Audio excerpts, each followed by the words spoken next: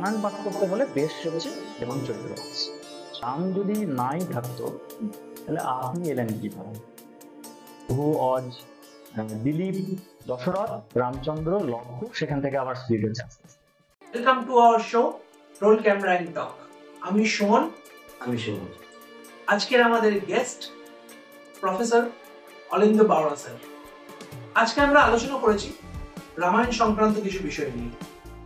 অনেক জানা অজানা তথ্য নিয়ে আমরা আলোচনা করেছি এবং আপনাদের যদি কোনো প্রশ্ন থেকে থাকে অবশ্যই কমেন্ট বক্সে জানাবেন। আমরা পরবর্তী এপিসোডে আবার এই বিষয় নিয়ে আলোচনা করব। তাহলে পুরো এপিসোড দেখতে চোখ রাখুন রোল ক্যামেরা।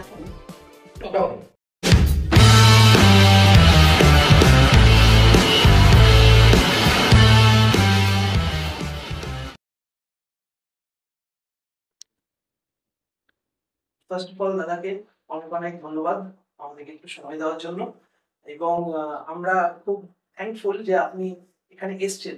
আপনার প্রেজেন্সটা আমরা খুব ভালো ফিল করতে পারছি যে একটা পজিটিভ ভাইবস এখানে আছে। আর একটা বড় টপিক রামায়ণ নিয়ে আমরা আলোচনা করছি। তো রামায়ণটা মানুষের কাছে জানা কিন্তু কোথাও গিয়ে একটু অজানা।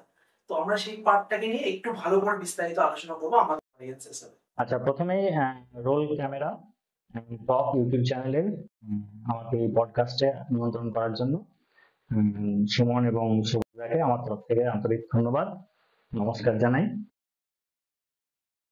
টপিকটা তো ভীষণই ভাস্ট এবং অ্যাকসেপ্টেবল, মানুষের কাছে যুগ যুগ ধরে চলে আসছে।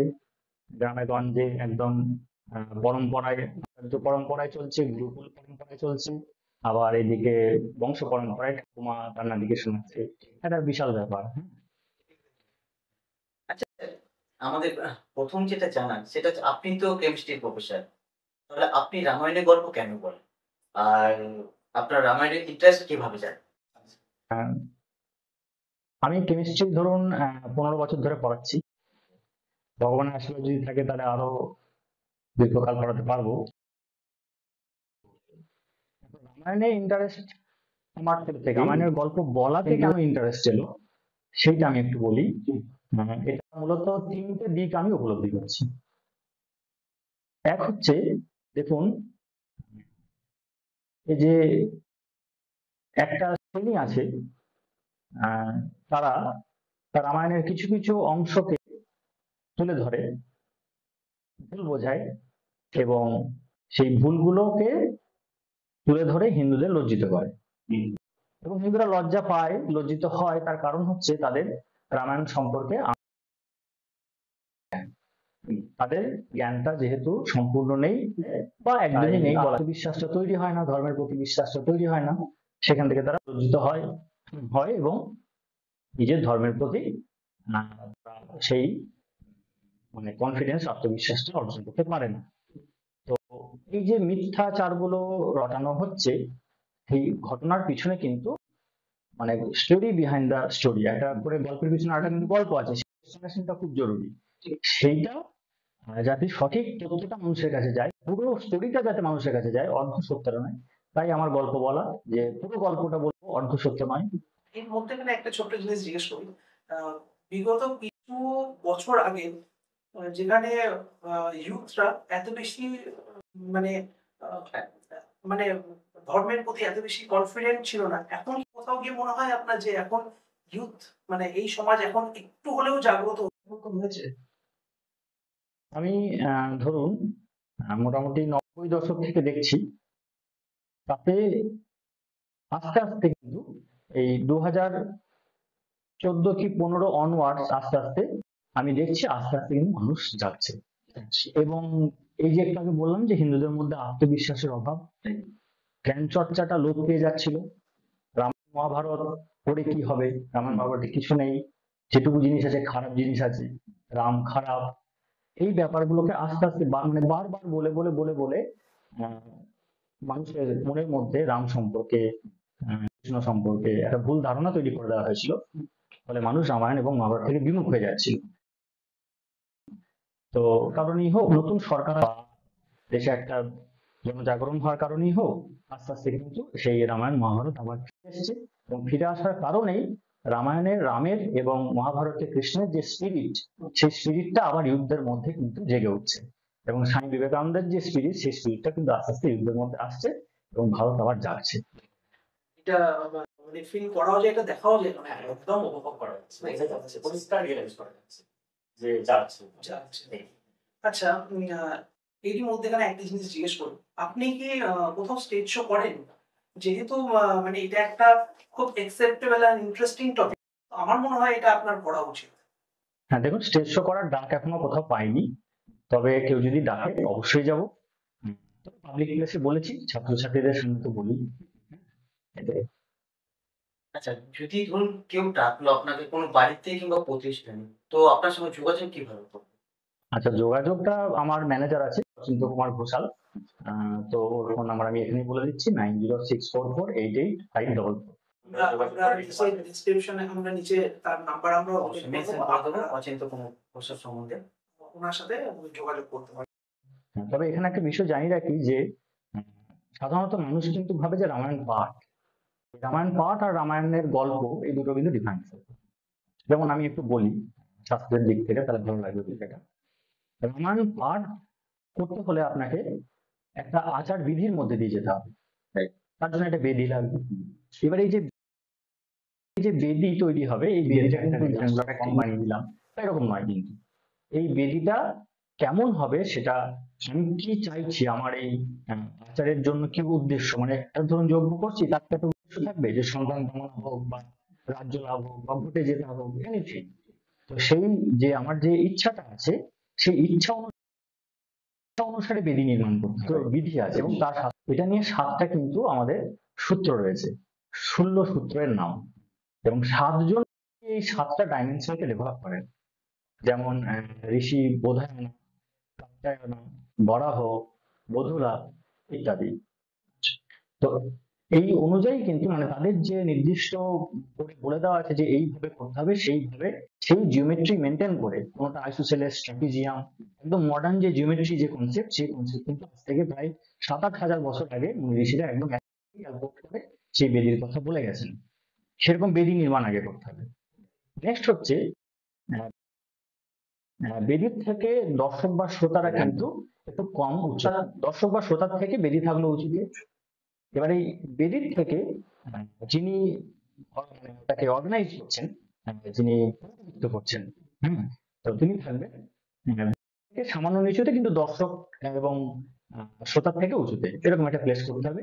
আর বেদির ওপরে থাকবে অগ্নিকুণ্ড, বা যদি আপনি ধর্মগ্রন্থ পাঠ করেন সেটা থাকবে তারও উপরে। এইটা গেল হচ্ছে আপনার কিভাবে আপনি মণ্ডপ সজ্জাটা করছেন, কোথায় দর্শককে, কোথায় পুরোহিতকে প্লেস করছেন।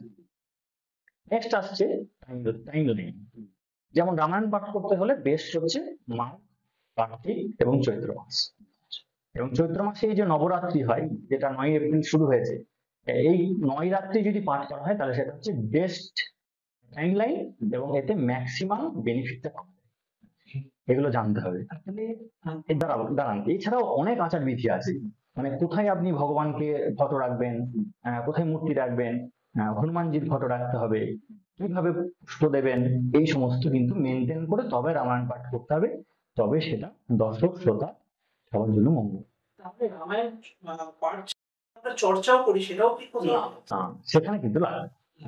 এই জন্য রামায়ণ হেল্পফুল হবে, সেটা হেল্পফুল। তাহলে আমরা এখন নবরাত্রির মধ্যেই আমরা কিন্তু একদম সঠিক বলেছে।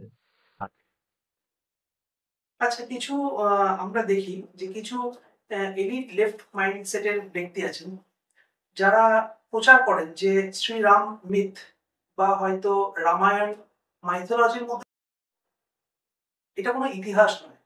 আপনার কি মনে হয়? আচ্ছা, ওদেরকে বলতে হয় একটা কথা, যে রাম যদি নাই থাকতো তাহলে আপনি এলেন কিভাবে? প্রথমে তো বিষ্ণু থেকে গর্ভধারক সেই বিষ্ণু, সেখান থেকে হচ্ছে ব্রহ্মা সৃষ্টি করলেন জগৎ, সেখান থেকে মনু আসছে, মনু থেকে ইক্ষ্বাকু বংশ থেকে পর রাজা সমস্ত নাম নথিভুক্ত আছে, তাদের রাজত্বকাল নথিভুক্ত আছে। সেখান থেকে আস্তে আস্তে রঘু, অজ, দিলীপ, দশরথ, রামচন্দ্র, লক্ষ্য, সেখান থেকে আবার স্পিড হচ্ছে আস্তে আস্তে। এইভাবেই তো আজকে মানব জগৎটা। এবং ওই ব্রহ্মা থেকে যে ভাবগুলো সৃষ্টি হয়েছিল যে ঋষিমুনি, যেগুলো আমরা গোত্রের মধ্যে দিয়ে পাই শান্তি।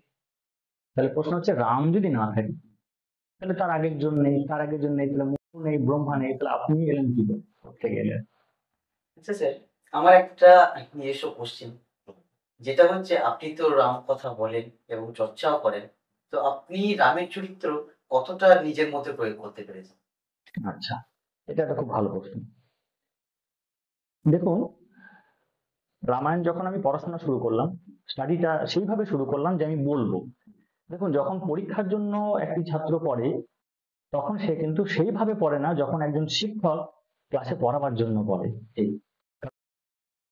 কারণ ছাত্রের ভয় নেই যে আমাকে পাল্টাতে, ভয় থাকে যে আমাকে পাল্টা প্রশ্ন করবে। সুতরাং শিক্ষকের পড়াটা একটু অন্য ধরনের হয়, একটু জটিল হয়, আরো কমপ্লিকেটেড হয়, আরো ভিতরে তিনি ঢোকেন। সেরকম যখন আমি রাম কথা বলা শুরু করলাম তখন আমার পড়ার ধরনটা পাল্টে গেল। আর পড়ার ধরনটা যেই পাল্টালো আমার অনুভূতি গুলো অন্যরকম হতে লাগলো। একই লাইনের মানে যা আমি বুঝেছিলাম আগে, এখন কিন্তু আমার কাছে ধরা দিচ্ছে সেই লাইনগুলো।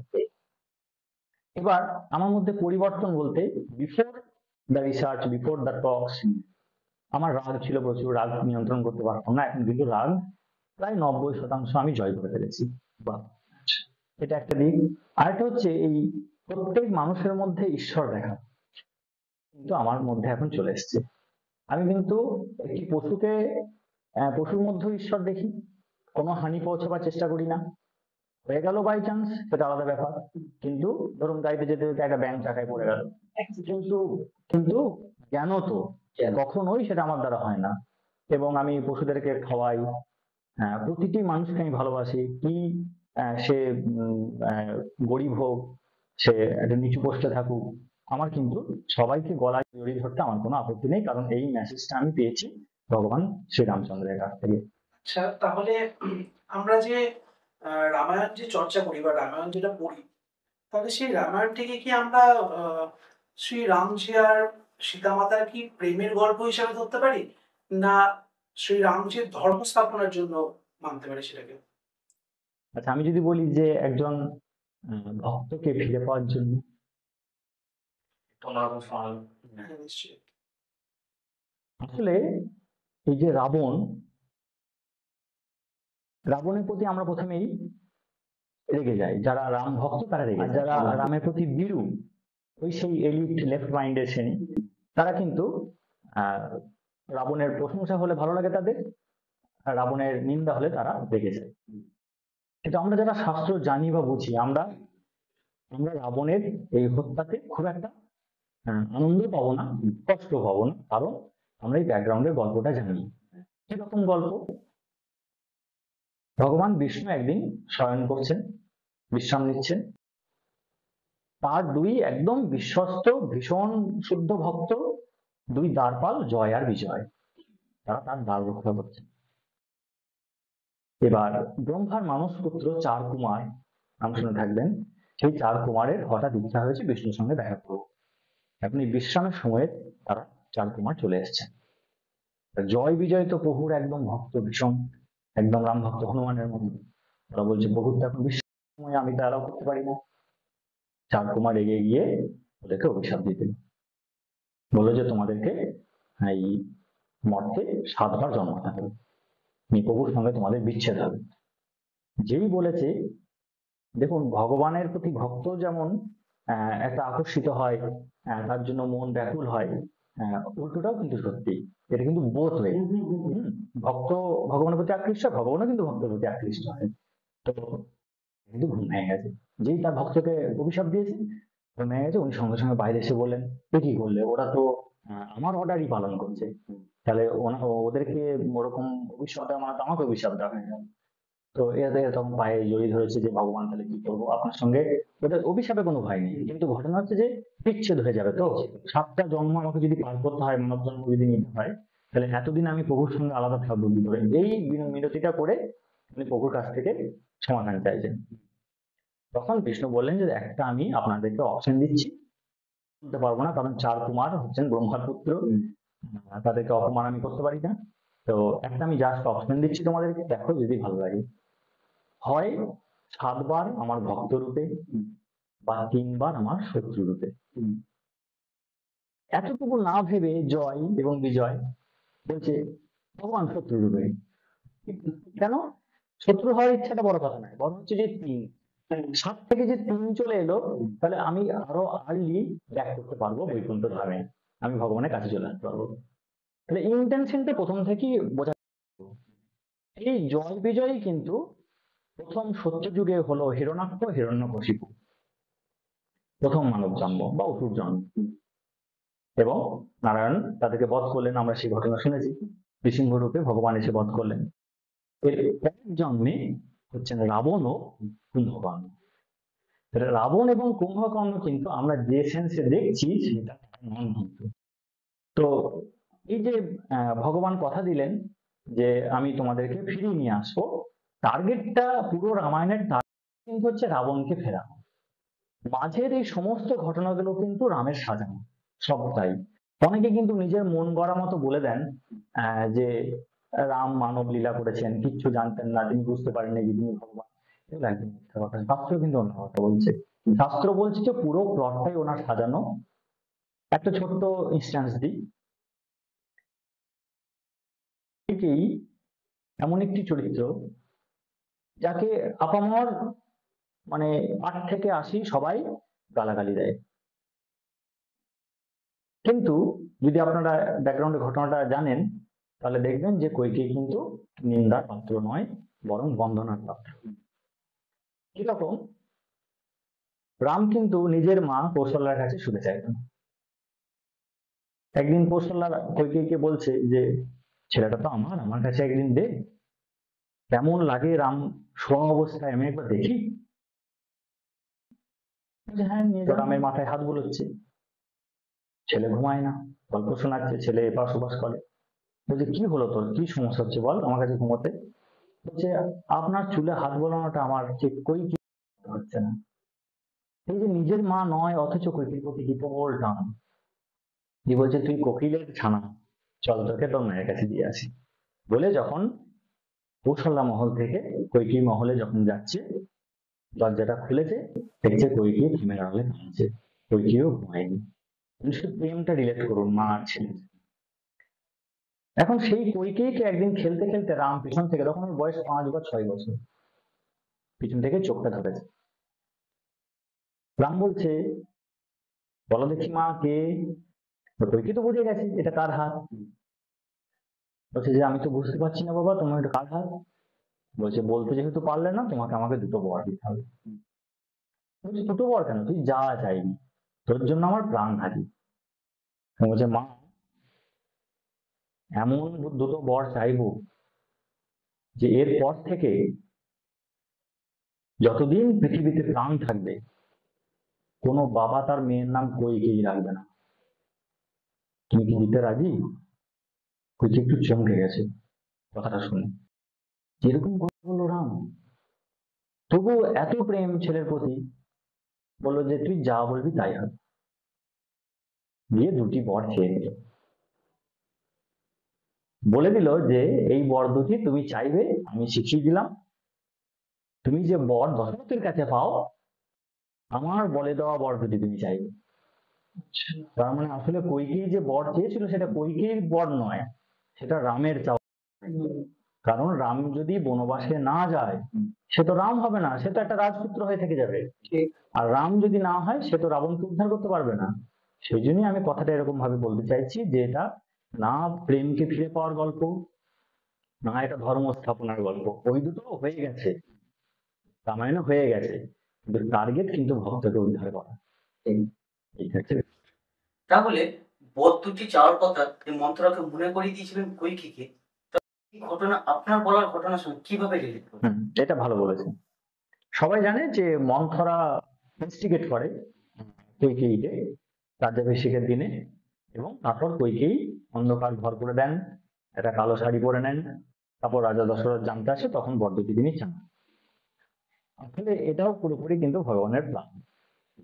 যা ঘটছে রামায়ণে সেটা কিন্তু পুরোটাই ভগবানের প্ল্যান করা। এখন যখন রাজ্যাভিষেকের সময় আগত, তখন ভগবান দেখছেন এ তো মা চাইছে না, মায়ের তো মন মানছে না যে কি করে আমি আমার ছেলেকে বনে পাঠাবো, আমি কৈকেয়ীর কথা বলছি। তখন রাম দেখলেন উপায় নেই, আমাকে এবার জোর করে করতে হবে। মা সরস্বতীকে ডাকলেন, তিনি বললেন যে মন্থরার মতিভ্রম করে দাও, মন্থরাকে দিয়ে কৈকেয়ী মতিভ্রম করাও, তারপর বড়দিদি চা করো, নাহলে আমার মা চাইবে না। এই ঘটনা ঘটছে। তাহলে সেটা শ্রী রামজিরই ইচ্ছা ছিল যে একদম। পুরো প্ল্যানিংটা আর কি রামজিরই ছিল। হ্যাঁ, বনে তো ওনাকে যেতেই হবে না, মনে হয় যেতেই হবে। আর এখান থেকে যেটা শিক্ষা নেওয়ার আছে যে আমরা ফ্যামিলিতে মন ধরা রাখবো, যেটা আমাদেরকে সিরিয়াল শিক্ষা দেয়। ওয়েস্টার্ন কালচার তো ঢুকে পড়ছে আস্তে আস্তে, ওরা নিজেরা কিন্তু আমাদের কালচার নিয়ে নিচ্ছে, আর ওদের কালচারটা আমাদেরকে দিয়ে দিচ্ছে। আমরা কিন্তু সংস্কৃতির দিক দিয়ে আস্তে আস্তে উলঙ্গ হয়ে যাচ্ছি। সুতরাং আমরা চেষ্টা করব যাতে মন ধরা থাকবে না আমাদের, আমাদের বরঞ্চ তার পরিবর্তে থাকবে শুধু কৈকেয়ী, শুধু কৌশল্যা, সীতামাতা, মান্ডবী, উর্মিলা। আমি এদের ঘটনা আস্তে আস্তে বলবো।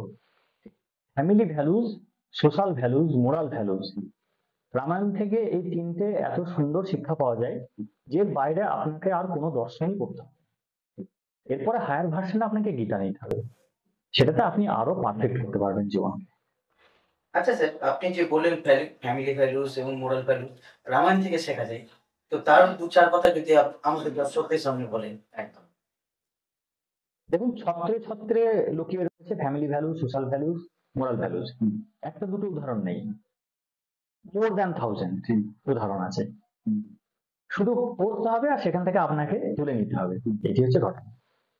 আমি শুধু একটা ছোট্ট উদাহরণ দিই, তার থেকেও আরো অনেক বড় বড় বিষয় শেখার আছে। একটা ছোট্ট উদাহরণ দিই। বিশ্বামিত্র মুনি তো রামচন্দ্রকে নিয়ে গেলেন, হরধনু ভঙ্গ করলেন রাম। তারপর রাজা জনকের যে ইচ্ছা ছিল যে যে করতে পারবে তার সাথে তিনি সীতামাতার বিয়ে দেবেন। তো বিশ্বামিত্র মুনি রামকে বললেন যে তুমি তাহলে সীতামাতাকে বিয়ে করো।